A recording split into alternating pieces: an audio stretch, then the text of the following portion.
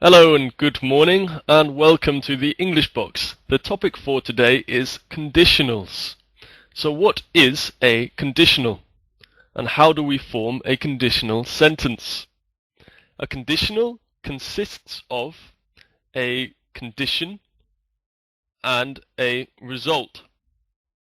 The condition is expressed in the if clause, the first half of the sentence, and the result is expressed in the main clause, the second half of the sentence.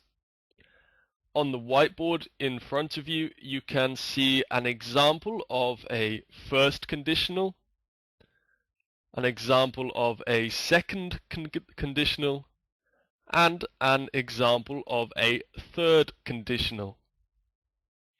So the first conditional is, if you study hard, you will pass the exam. The second conditional is, if you studied hard, you would pass the exam. And the third conditional is, if you had studied hard, you would have passed the exam. Here you can see some differences in the structure. But what do these differences mean? And what do these different conditionals express?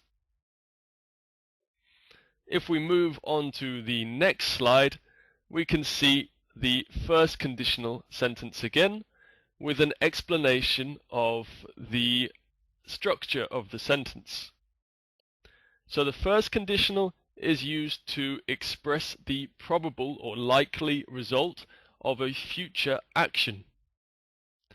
So let's look at the example again. If you study hard, you will pass the exam.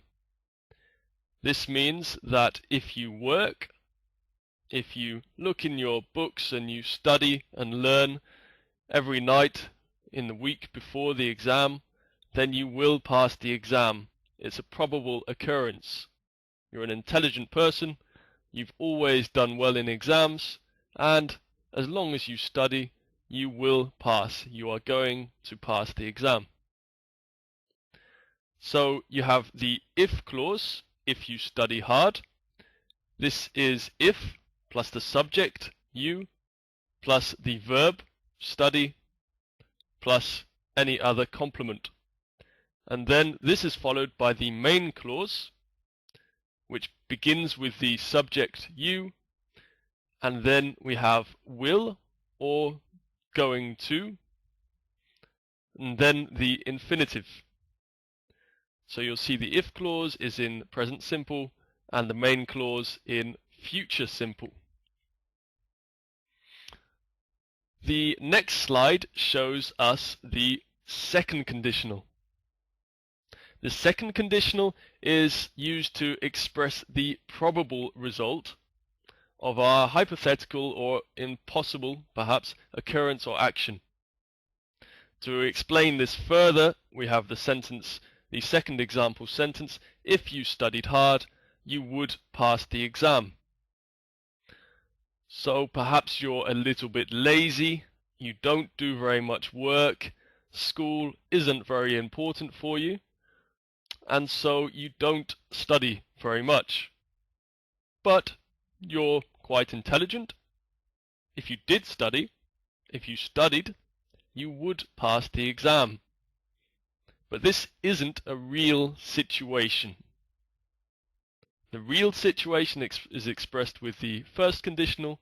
The unreal situation is expressed with the second conditional. If we look at the structure, we have the if clause. This is if plus the subject plus the verb in the past tense. Could be past simple or past continuous. So if you studied. And then we have the main clause, and this is the subject, followed by would, and followed by the verb in infinitive. So that's the second conditional. Now let's look at the third conditional. A similar example sentence again. If you had studied hard, you would have passed the exam. Now this third conditional expresses the result of a hypothetical situation or an unreal situation, something that didn't happen in the past, and the result that would have happened if this action had taken place. So if you had studied hard, you would have passed the exam. You had an exam last week, for example, and you were very, very lazy. You didn't do any work, and for this reason, you didn't pass the exam. Now, normally, if you worked a lot, again, you're very intelligent. If you worked a lot, then you would pass the exam. But this time, a week ago, you were lazy, you didn't do any work, and so you didn't pass the exam. But if you had studied hard, you would have passed the exam. So let's look at the structure, the if clause. If you had studied, if plus the subject plus had plus the verb in past participle, followed by the main clause, you would have passed, the subject plus would have plus the verb in past participle. So that is the third conditional. That brings us to the end of this short video about the structure of the conditionals. I decided that one video was too short to include all the different aspects I wanted to talk about with regard to conditionals. So we're going to make some more videos on mixed conditionals, advanced conditionals. This means different structures that can be used when saying or using conditionals. Conditionals with modal verbs, and a video with exercises on conditionals and conditionals with imperatives as well, and which we will discuss the structure in more detail. So look out for those. Just to finish, if you'd like to have access to more videos and join in live lectures, so live lessons on a weekly basis, then come and register at Englishbox. And we look forward to talking to you. So, thank you and goodbye.